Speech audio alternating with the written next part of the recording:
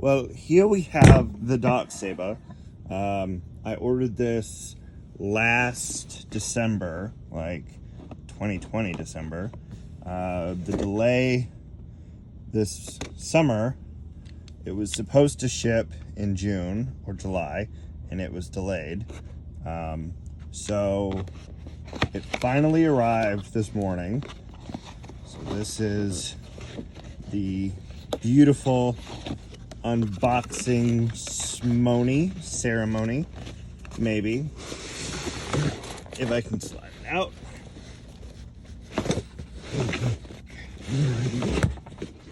Okay, so here we are. Got some stuff. This is the stand, of course, that it comes with, which I will be hopefully displaying where it is. The stand's actually pretty nice. It's a metal style stand, and that goes there, I believe, or some shenanigans like that, or maybe like this. I don't know. I'll have to look at the instructions, see how it goes, but it goes in there somehow. And this is Riley. Say hello to Riley. She always wants to be in the middle of everything. So I'm gonna need to put this down for a minute and use my very oversized knife that I've got, because I, of course, did not plan ahead for this. You know what? I've got scissors. I'm gonna use scissors for that instead. So there we go. Much easier, except for a dog in my face. Oh my goodness, it is. Oh my goodness, that is weighty. This is by far the heaviest saber I have, even out of all my combat sabers.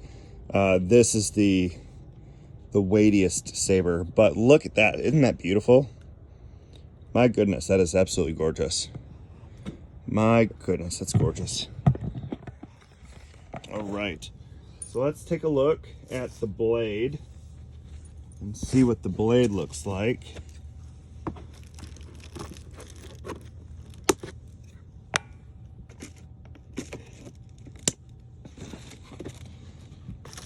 Definitely has a different design to it because of where they wanted the lights. You can see right here the light bar. It's nicely crafted though. It definitely looks nice.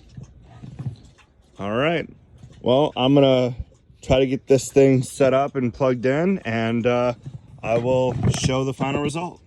All right, well, after a few minutes of charging, which I'm not even sure I needed to charge because I didn't realize that there was a button right here, which there's two buttons there actually. So maybe if I would have read the instructions, that would have helped. But anyways, so here's the first ignition.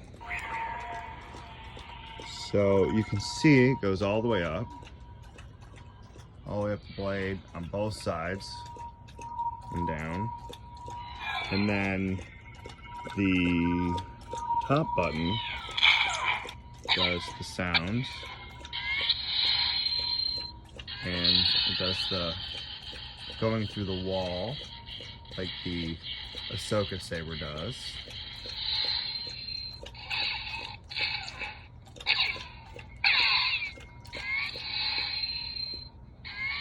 So I am curious to see how it looks at night. I will definitely add a video before it gets posted of the nighttime glow, but it's definitely heavy. It's got a good feel to it though. I certainly do like it. So looking forward to seeing how it goes at night.